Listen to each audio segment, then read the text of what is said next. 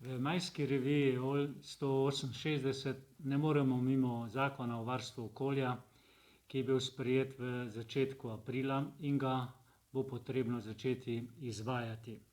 Prinaša več novosti, najbolj znana je proizvajalčeva razširjena odgovornost in pa seveda velike spremembe v sistemu ravnanja z odpadki, zlasti pri ravnanju z odpadno embalažo. Zato smo v anketi podjetja in nekatere deležnike vprašali, kako so pripravljene na te novosti.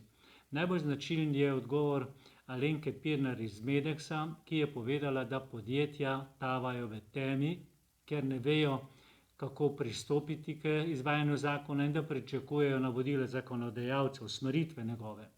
No, zanimiv je tudi odgovor Ajde Pleterske iz Surovine, ki pravi, da so ZVO2 že poslali v ustavno presojo. Bomo videli, kaj se bo zgodilo.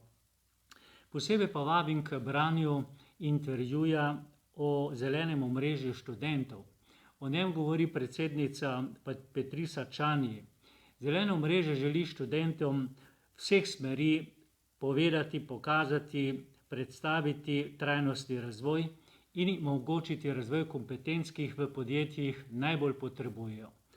Študentje so tista generacija, so tisti bodoči kadri, ki jih bodo v podjetju najbolj potrebovali, saj bo to desetletje do leta 2030 odločilno za zeleni prehod Slovenije. Vabim k branju zelenega omrežja, o zelenem omrežju študentov. In tretja tema je problematika lesa. Ali bomo v Sloveniji znali obdržati hlodovino in s tem tudi omogočiti industrijsko predelavo domačim izdelkom, ali pa jo bomo še naprej izvažali.